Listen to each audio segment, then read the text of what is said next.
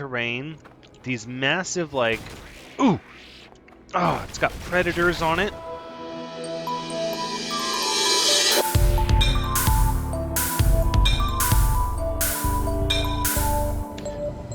Hello everyone, Thranxes here, and welcome back to... No, look out! Oh, No Man's Sky episode 85. Wow, what a collision on my own freighter. Goodness. And look at this system.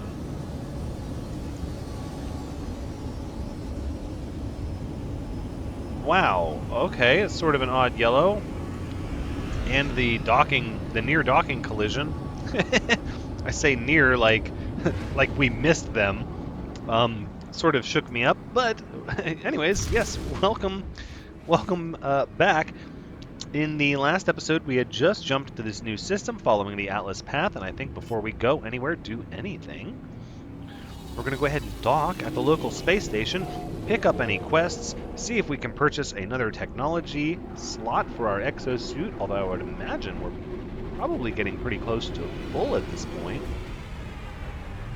Then we'll go speak with the Atlas. Ooh. Explorer B-class. Sort of a neat-looking ship. It's not a very good one.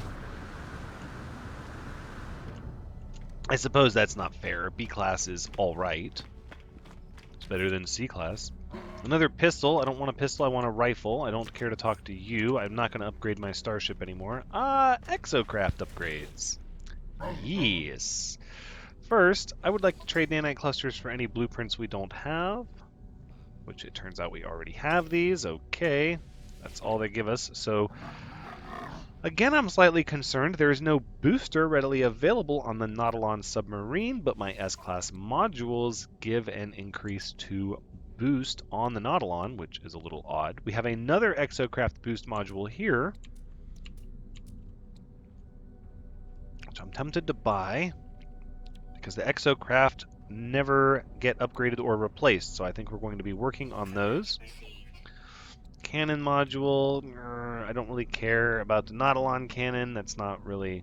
Although I suppose that would make going after abyssal horrors a little easier, but I don't seem to have too much of a problem with them. I imagine as the Abyss update gets fleshed out with more details, those will become more valuable. For the... Oh, no, so we're maximum technology. Maximum general inventory, and cargo is now costing 1,000,000 units per spot, and I'm not paying that. I refuse. So we're done buying inventory upgrades at space stations. Oh, wait a minute. Hold the phone, because we did get a new head type.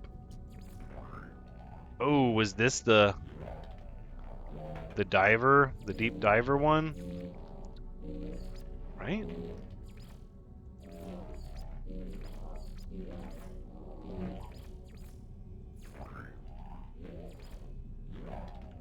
I have to say I still want to keep what I have. I'm sorry. No, we're not saving any changes. Whoa. B-class fighter, C-class hauler, B-class explorer. Alrighty then, we need to get our starship outfitted with an economy scanner. Oh, super easy. Boom. And I would probably like even a conflict scanner, which requires the walker brain. That's what we have the walker brain for. Okay. That is not a problem. But I would like to begin scanning systems ahead of time to know where we're going to help influence our decision about where to jump, because now we have an incredible jump distance we can cover. And so I want to start looking for very high-ranking economies so we can start pricing out S-class starships. This Lifeform seems open to conversation, and their ancestors are currently not offended by my presence or the opinions that I hold. I would like dialect help, please. Psykeen word for inventory. For you, I would also like dialect help. The word for send. How about you, Sentinel Hunter Hyangorha? Hey? I would like to... The warrior seems preoccupied with a series of images of exocraft. They appear to have been assembled from several different sources and then taped together. I'm impressed. Sure. Yeah, okay. Consul Amli. I would like... Oh, no. Oh, maybe we're learning enough of their language. We're starting to get these decisions now that I've not seen before. I should try to read the words. I'm just... see, it's going to be a bad habit for me to break now because I got so used to skipping over the words I didn't know. I guess we'll mark an area in the north?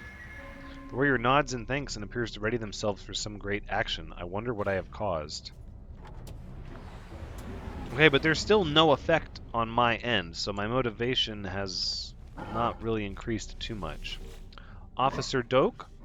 Yeah, see, look, and then you get this. Gra, Interloper, Viking. I would like to gesture calmly. Put them in greater distress. Lieutenant Peyuk, Viking ally. Yes, I am a Viking ally. And I would love to learn more of your language. Word for sacrifice. Sacrifices must be made. Gra. Viking ally. Indeed, I am. Viking word for blood. Blood and sacrifice. They make barking noises. Teach me what those barking noises mean. Viking word for beast. Liquidator Buirod? Interloper blood, Viking blood. Shivers in anticipation before confronting me, they bark savagely, showing yellowed canines and a bloodied tongue. As soon as the fury begins, however, it seems to be over. The lifeform nods solemnly. I'd like to learn your language. Viking word for ammunition, thank you. Now, what have we here? I understood none of the words that you had. Scan 5 plants. That's an easy one. Kill 15 creatures. That's an easy one. Oh, you know what? Whoopsie, I just realized I left the missing person quest. Oh, you know what? Maybe they'll give it to me in this sector. No, it's in another system. Right. How do I... Yeah, we're just going to abandon this. That's why I don't normally take those. Okay, so let's look at our worlds. We need to take an image of an airless world. No, not thin the herd. Relax. So, take a planet of an airless... Take a picture of an airless world. Take another picture of an airless world. And then this one is of underwater creatures. And this one is of a manufacturing facility. Oh, how did I not take a picture of underwater creatures? Source items for the client through the guild. But this is something I can't do yet, as I recall. Yeah, a heat capacitor. It says learn recipes from a base scientist.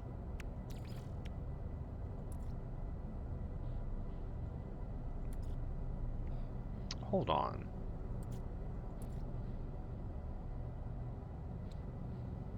Oh, I can make a heat capacitor.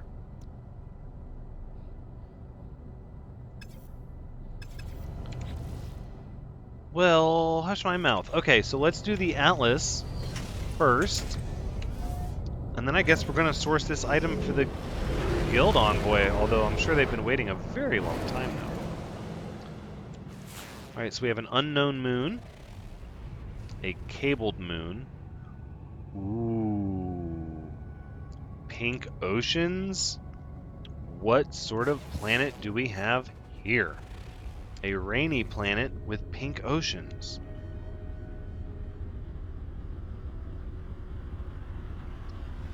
That could be neat.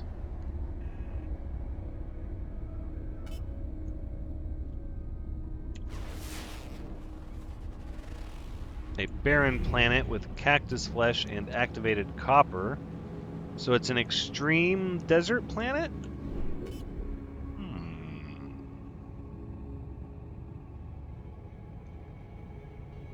There's a planet on the other side of this space station. So we're going to see what that is.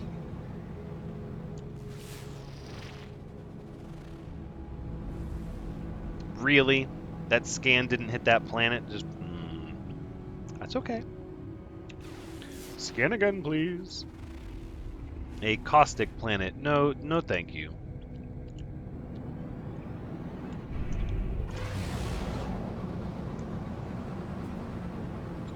So again, we have this pink planet, and it has moons. Does it not? No, this is that planet. The planet with moons. Wait, right? No, because this one is the... Standby. Because we're talking about 3 planets, 2 moons. That's what I thought. I've seen 3 planets and only 1 moon. The other moon is here. So this moon we were able to look at, a cabled moon. The other moon is indeed behind the planet. So let's pulse jump around the planet.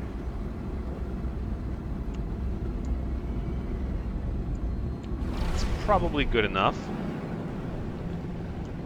Let's see if the other moon is visible. Nope, not yet.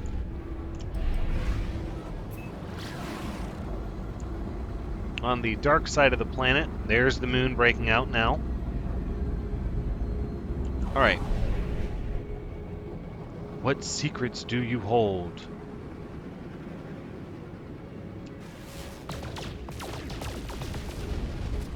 A blighted moon. Not that interested. Alright, let's continue to pulse jump around the planet. We'll get back to where we have line of sight to the Atlas terminal, and that'll be our next destination. Let's do it.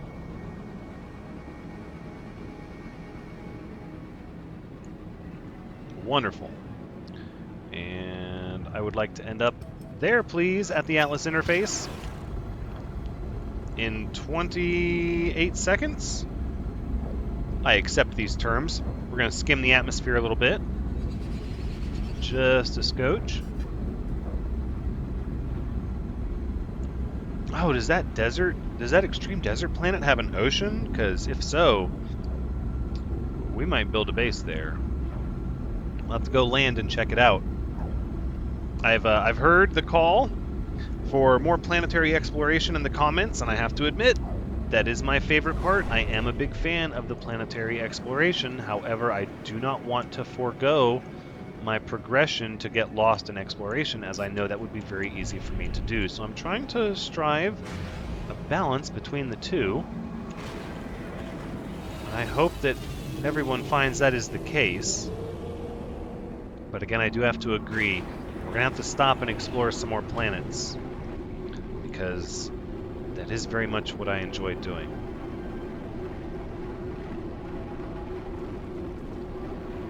It's time for the oppressive Atlas interface.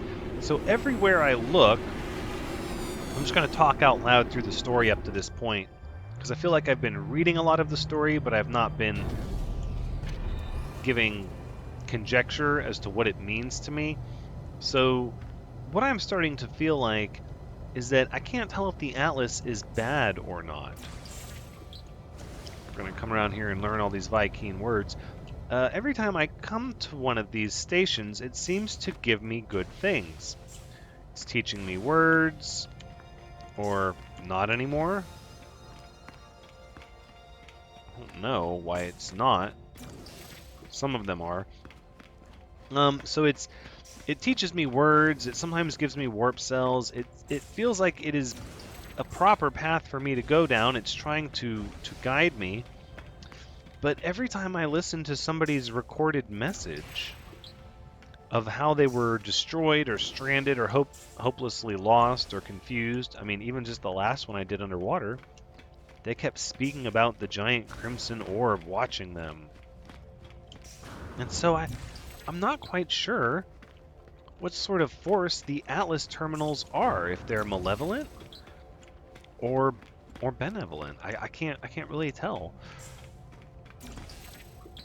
But I know that I want to continue along the Atlas path, for better or for worse, we're going to discover together. But so if you know these things, please no spoilers, but if you're unsure like me, and you have your own theories or guesses, I'd be open to hearing them, as I'm very curious, although I suspect it will be revealed before too much longer. But then again, that's just really kind of a guess, because I have no frame of reference for how long the story section of this game is, as I've gone through great lengths not to reveal anything online through the calculated research that I do. It absolutely looks oppressive, though. What sort of picture is that? Am I able to jump over this? No, you may not. Nobody sees the wizard. Not nobody, not know how. Pay no attention to what's going on behind the curtain. Okay. And again, I know none of their language. I have to go to more monoliths for that. Wow. None of the language. I feel the stirring of heresy within my mind. At each interface, an Atlas stone awaits me.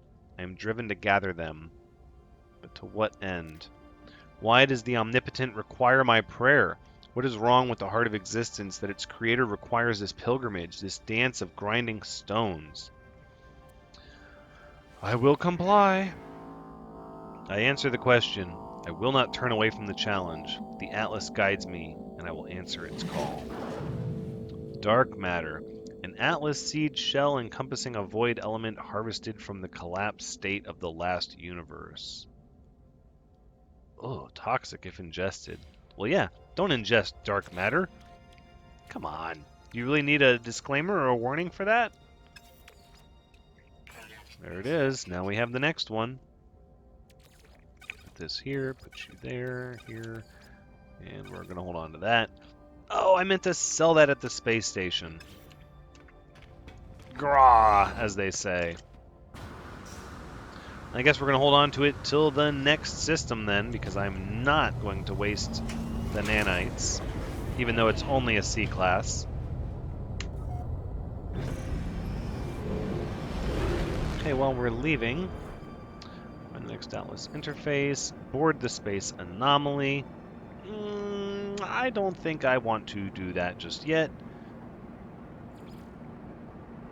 Speak to a mercenaries guild representative.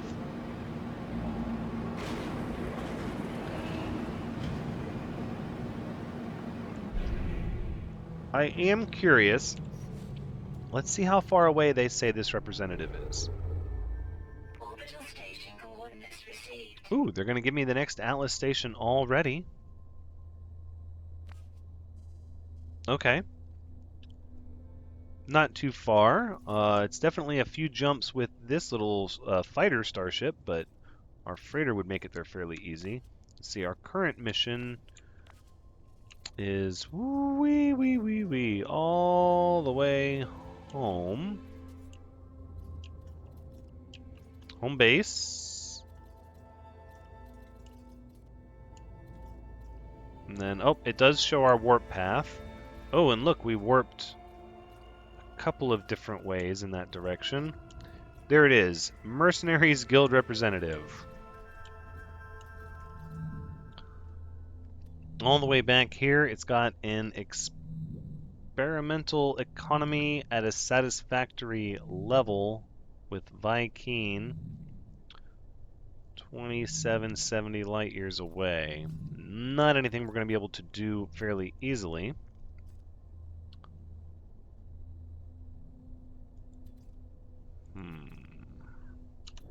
Alright, let's leave.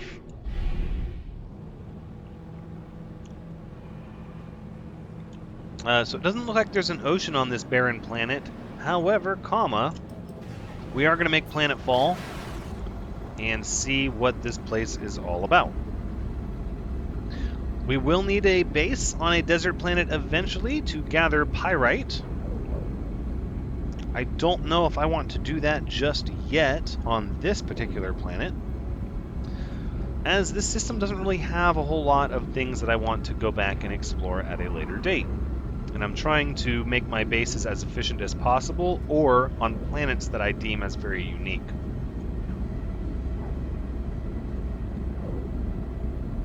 No ocean on this planet, that's a ding against it.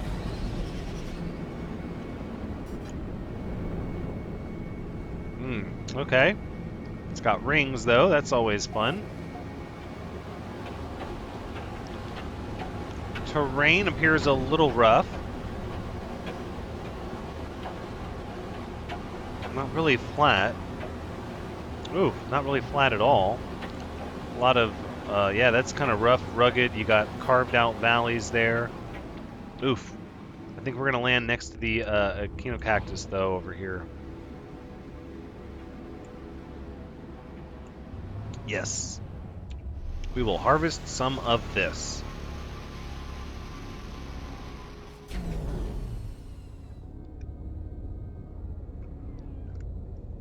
That looks like a predator. And we're getting a lot of, I'm getting some issues here with this planet for some reason. I'm not sure why. Let's exit our planet, and yes, that's what I thought. Mega Predator action right on us immediately. Okay, well, if that's the way it's going to be, you do know I can scan you while you're dead, right? Okay, as long as you're aware of that. Ooh! Wow! Fast! Oh, now we have to reload. Lifeforms everywhere. Intelligent, behavior intelligent, eats worms. And why were you coming after me?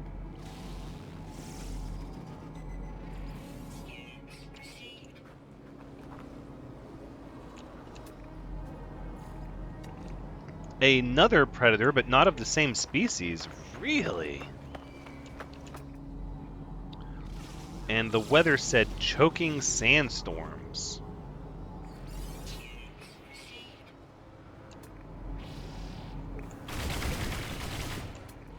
It says cold-blooded eats small animals. Hey, Sentinel. I'm just protecting myself here. Oh, we've got little birds in the sky. Or is that a bat? It almost looks like a bat. Get out of my way. Oh, I am not in the mood. I know I have said I don't want to fight, but I will put your little metal trash can self down. Believe that. So this desert planet is hot during the day, even without a sandstorm. This is going to make this planet actually tough because it takes phosphorus for our hot thermal shield, and likely the nighttime will be cold enough that it will require dioxide, neither of which are available on this planet. We still have 6 minutes till critical exposure, so I'm not too worried about it, but it would make long-term exploration challenging, to say the least.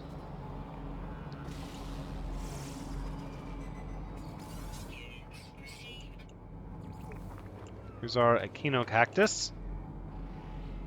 I don't see any more red dots. I believe we've scanned them all.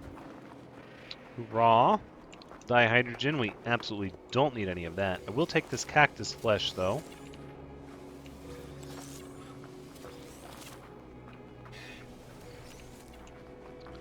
These very large cacti. Very impressive and majestic. See, and even though I've been on many desert planets, look at this one. It's got this rugged terrain, these massive, like, ooh! Oh, it's got predators on it. These massive cactus forests, almost. These weird, like, savanna trees.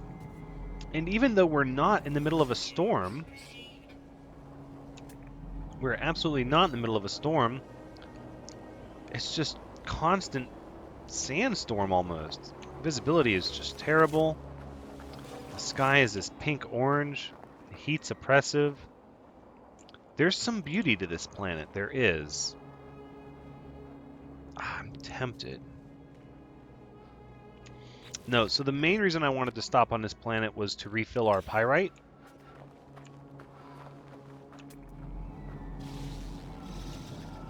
I don't think we're gonna set up a base here. It is a neat little planet, but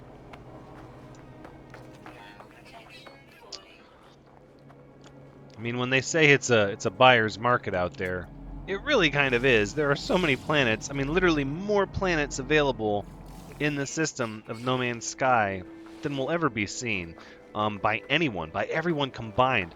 One of the things that first drew me to this game was how the developers had stated that the world, or the universe rather, of No Man's Sky was so massive that even multiple decades after the game had come out and the last person had stopped playing it, that roughly only 1 to 2% of what they created would ever have been seen by human eyes. And that to me is mind-boggling. But it can also be a little, I don't know, intimidating. It's definitely difficult for us to wrap our heads around, as there aren't many games that function like that. And so it can be really easy when you land on a planet to just be like, oh, this planet is kind of cool. I'm going to build a base here. And for sure, why not? Because you can build a base on as many planets as you want. But the reality is, if it's not exactly what you want, if it's not perfectly what you want, you don't have to settle. There's totally 10 other systems nearby that are so similar, with minor details changed about it, that change the whole feel of a planet, that it's never anything you would have to worry about.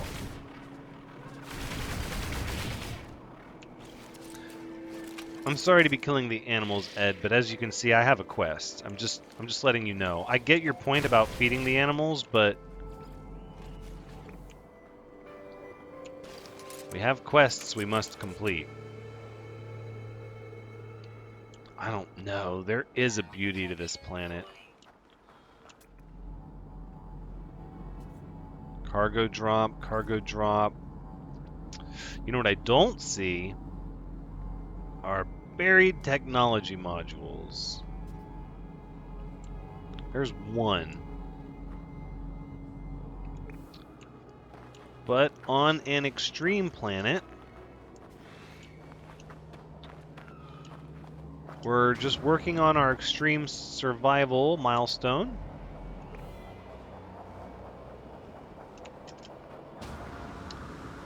Every little bit counts.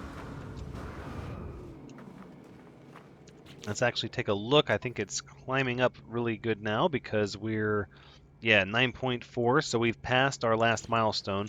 The whole idea is once you die, even if you don't die on an extreme planet, but the minute you die, that counter resets to 0 because the milestone is counting how long you have survived. And that was the part that I was missing. Ooh, really? So now we're getting an extreme night temperature. You're not a predator, are you? You are. So that's an interesting little phenomenon, because now that the sun has set just like I thought, the temperature is changing extremely fast. And now it's getting cold.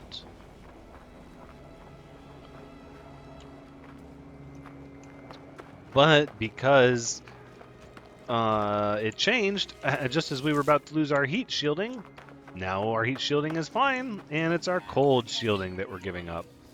It's an interesting little exchange, the way that shook out.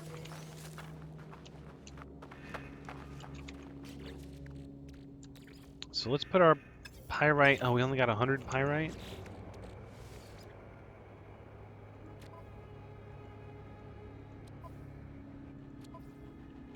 Alright, I think I'm going to put this cactus flesh on the freighter for now.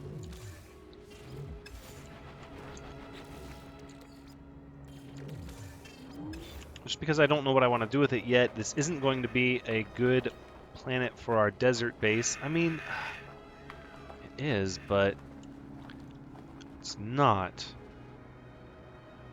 It doesn't quite appeal to me, and I'm choosing to be more selective. Don't you do it!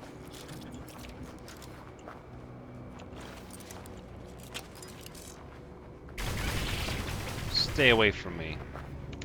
You stay away from me too!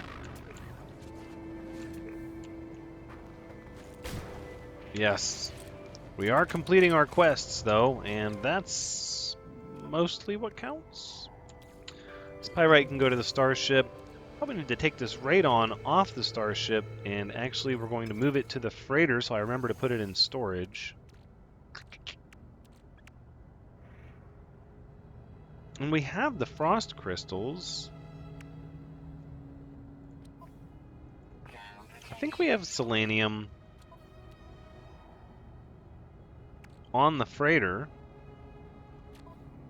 Okay, so let's move these to the freighter as well. We'll free up a little bit of room here on our starship so we can carry stuff with us here.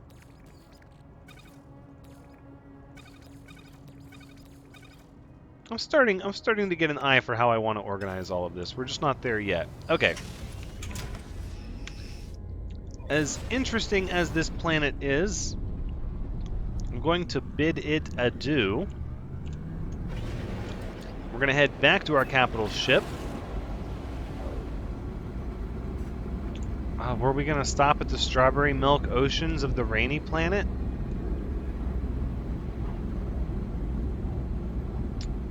I mean,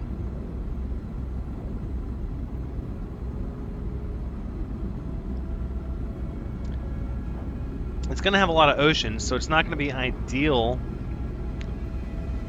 It's not going to be ideal for underground technology modules. Those are some vast oceans. It might be worth... let's hit the space station. I'm going to mull that over. I'm not 100% on that yet.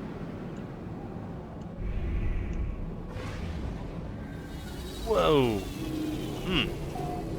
Thank you, auto-docking computer.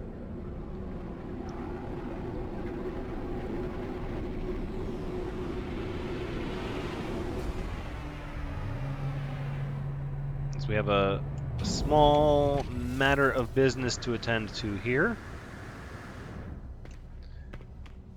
And that is, before I forget, because I'm trying to break old habits, we're going to sell our movement module. Very good. 59 nanites. Cannot complain.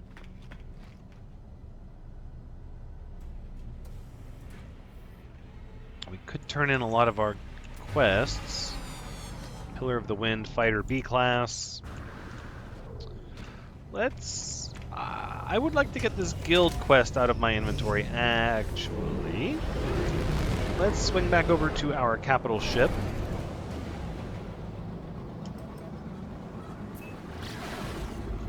Nope, slow down, slow down.